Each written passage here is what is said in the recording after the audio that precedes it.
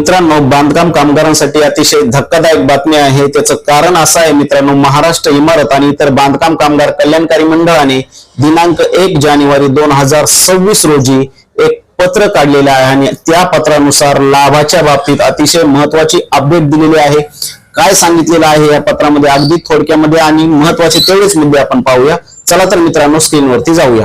गेली 8 वर्ष कामगार विभागामध्ये काम केलेलं असल्यामुळे कामगारांच्या योजनाशी संबंधित योग्य ते तांत्रिक माहिती आणि आवश्यक तेवढेच कागदपत्र आपण या व्हिडिओ मधून देत असतो। त्यामुळे तुम्ही जर नवीन असाल तर योजना कट्टा हे चॅनल आता सबस्क्राईब करा, जेणेकरून तुम्हाला सुद्धा भविष्यात येणाऱ्या संपूर्ण व्हिडिओचं नोटिफिकेशन फ्री मध्ये मिळून जाईल। मित्रांनो, या ठिकाणी तुम्ही पाहू शकता, महाराष्ट्र इमारत आणि इतर बांधकाम कामगार कल्याणकारी मंडळ यांचं हे पत्र आहे। तुम्हाला या ठिकाणी स्क्रीनवरती दिसत दिनांक 1 जानेवारी 2026 रोजीचं हे पत्र आहे। विषय काय आहे, अतिशय महत्त्वाचा आहे। महाराष्ट्र इमारत व इतर बांधकाम कामगार कल्याणकारी मंडळाकडील शैक्षणिक अर्थसहाय्याच्या लाभाबाबतचा हा विषय आहे, म्हणजे स्कॉलरशिपच्या लाभाबाबतचा हा विषय आहे।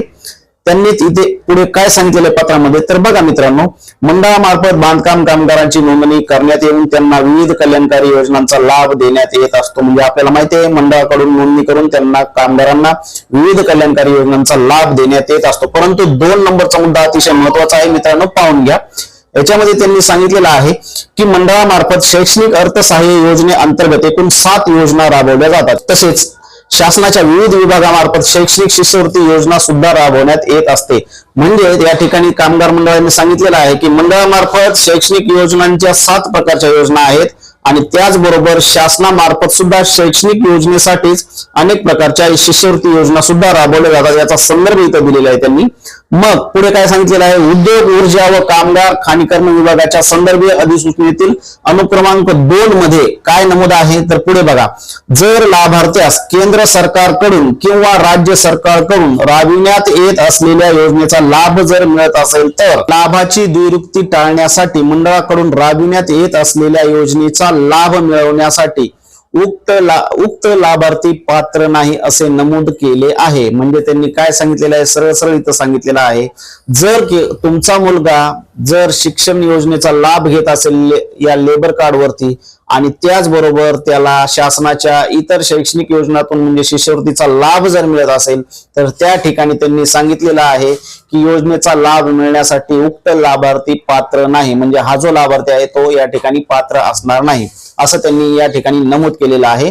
त्याचबरोबर नंबर 3चा मुद्दा सुद्धा बघा मित्रांनो, त्या अनुषंगाने कळवण्यात येते की नोंदित सक्रिय जीवित बांधकाम कामगारांचे शैक्षणिक अर्थसहाय्याचे अर्ज तपासणी करताना उपरोक्त नमूद केंद्र राज्य शासनाकडून राबविण्यात येत असलेल्या कोणत्याही शिष्यवृत्तीचा लाभ घेतलेला नसून केवळ मंडळाअंतर्गतच शिष्यवृत्ती मिळण्याकरता अर्ज सादर केलेला आहे अशा आशयाचे सोबत जोडलेल्या स्वयंघोषणापत्राची पाहणी करून अर्ज मंजूर करण्यात यावा।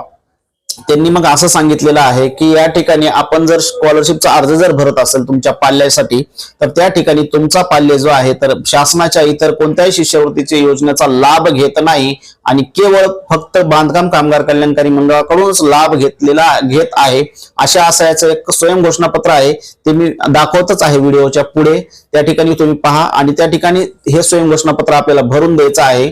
आणि त्यानंतरच त्यांनी सांगितलेलं आहे अधिकारी कर्मचारी यांना की असे जे स्वयंघोषणापत्र आहे त्याची पाहणी करूनच अर्ज मंजूर करण्यात यावा। सदर दुबार लाभ घेतल्याचे स्वयंघोषणापत्र मंडळाच्या एकात्मिक कल्याणकारी मंडळ संगणकीय प्रणालीमध्ये म्हणजेच IWBMS वर अपलोड करण्याच्या सूचना संबंधितांना देण्यात आलेल्या आहेत।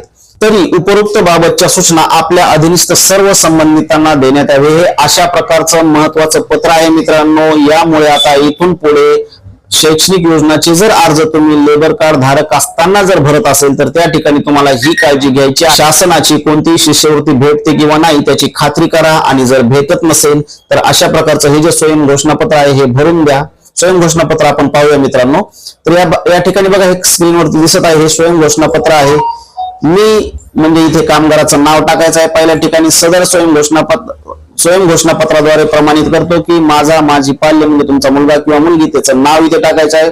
त्याने किंवा तिने केंद्र राज्य शासनाकडून राबविण्यात येत असलेल्या कोणत्याही योजनेअंतर्गत शिष्यवृत्तीचा लाभ घेतलेला नसून केवळ मंडळाअंतर्गत शिष्यवृत्ती मिळण्याकरता अर्ज सादर केलेला आहे। तथापि दुबार लाभ घेतल्याचे आढळून आल्यास मंडळामार्फत लाभाची रक्कम वसूल करून भारतीय दंड संहिते अंतर्गत मी कारवाईस पात्र राहीन याची मला पूर्ण कल्पना आहे, असं हे स्वयं घोषणापत्र आहे. याच्यामध्ये सर्व त्यांनी सांगितलेलं आहे की जर तुम्ही दुबार लाभ जर घेतला तर त्या ठिकाणी भारतीय दंड संहितेनुसार सुद्धा कार्य होणार आहे आणि त्याचबरोबर रक्कम सुद्धा वसूल होणार आहे. मंडळाच्या या निर्णयाबद्दल तुम्हाला काय वाटतं व्हिडिओच्या कमेंटमध्ये नक्की कळवा आणि काही अडचण आल्या तर व्हिडिओच्या खाली कमेंट करा. आणि हे जर प्रमाणपत्र आणि हे जे पत्र तुम्हाला पाहिजे असेल तर आपल्या इंस्टाग्राम हँडलची लिंक आपल्या खाली दिलेली आहे, तिकडे या आणि खाली बांधकाम कामगार योजना असं कमेंट करा, त्या ठिकाणी तुम्हाला लगेच मिळून जाईल. धन्यवाद. पुन्हा भेटू योजना कट्टावर.